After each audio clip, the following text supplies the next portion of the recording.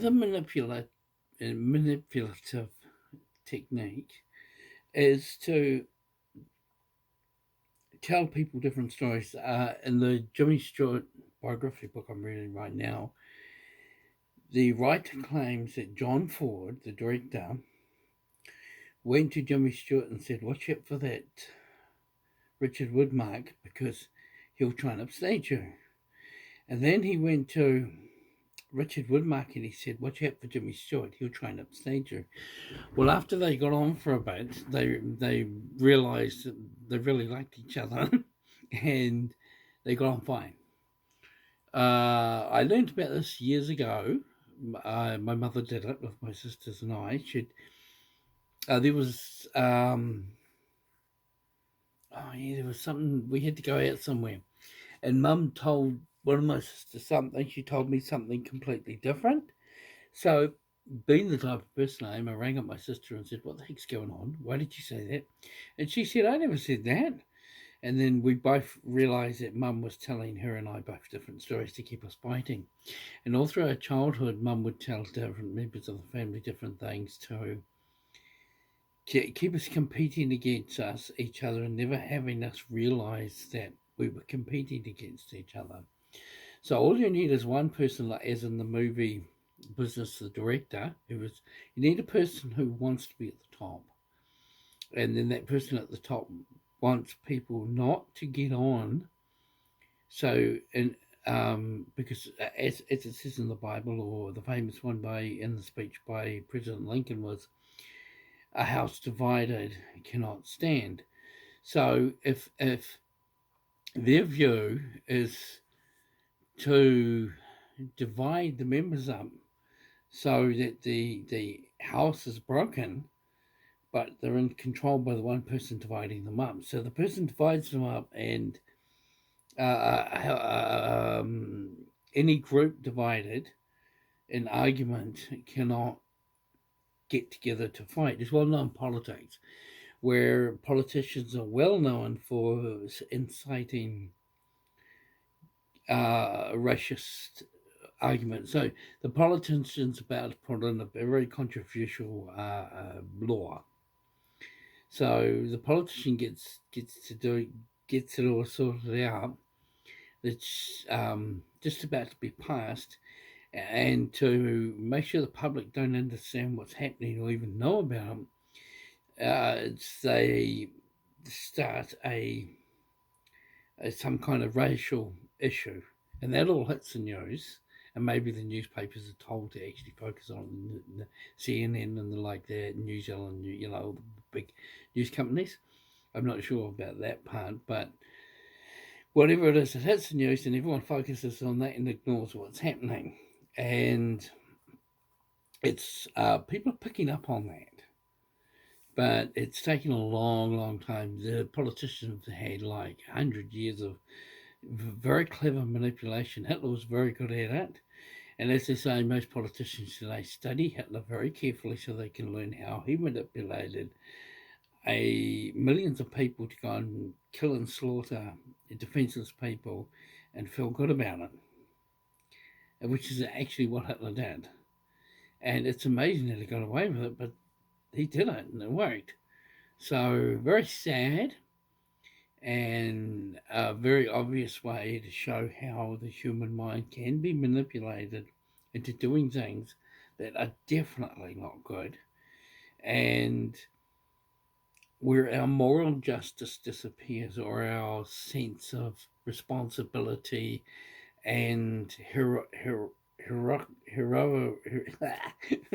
being a hero is concerned. So if I told you to go and take a bomb and bomb a town of people who are unprepared, like in an invasion, in that first bombing run, they Hitler did tests in Spain, and they did these bombing runs, and what do you call it, blitzkrieg, I think, and they massively slaughtered people, and the pilots and that, and the people in Germany thought it was great.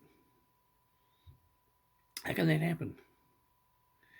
So you got to realize that when people's minds can be manipulated into going against their basic instincts, then people, professional manipulators, a person at the top can incite different people to dislike each other and then to do things against each other while the one at the top is watching everything that is going on and only telling them all half truths.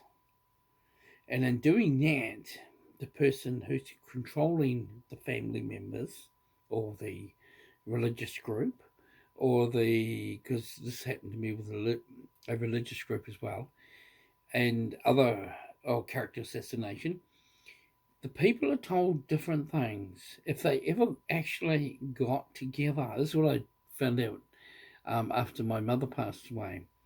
My sisters and I got together and we talked, and we were like, oh, and we were sort of like, I remember once going to auntie's house, and we all sat down and we talked about mum and things and attacked us and things she did. And a lot came to light that a lot of the others didn't realise. And we were rather quite shocked when we were sort of getting the real news. So it would be better if we got the news while we were alive and while the manipulator was alive, so they can be taken to task for what they've done and the truth's found out earlier. So the person at the top controls the people by telling each and every one, getting their trust. And when you've got like a mother or a father, they already have the trust simply by being the parent. That's it. So they've got each individual members of the family's trust, and then they just tell each member of the family different stories, and they'll say to like one, the other three, they don't really like you. I know you do things and you play together, but just be a little careful because they don't really like you. They've come to me individually, and they've told me stuff about you, and it's sad, but that's how they are. So just be wary, and don't mention it to them, for God's sake, because they'll just deny it. They'll say they never did it, and don't mention me.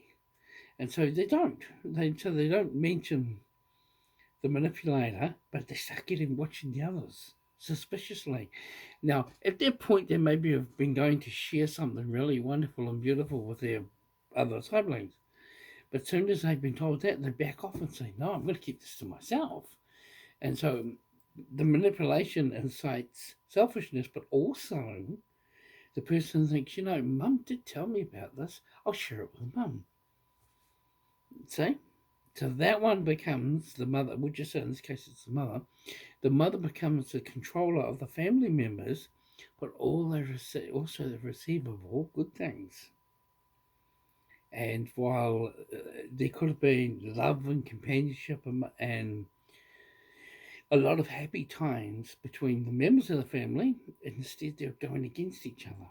And they all keep running to the mother. The mother just sits back, and so especially when they become adults, the children become adults, they all keep turning up at the mother's house and giving her gifts and treating her like a queen. And she just sits back and goes, yes, this is how it should be. But they bicker and fight, and their families against each other. And that's because she still keeps up the control of the members of the family. So there's something to be aware of if you're part of a family and you find one of your parents or a relation, or you're at a workplace and you someone who's higher up, like a manager, comes up and says something bad about someone else there. Say to yourself, whoa, I'll think about that. Don't tell them that. And then when you deal with the other person, just be open and just see what happens. But don't keep that in mind, but don't let it create judgments. Like Jimmy Stewart and Richard Woodmark. They were told to watch out for each other.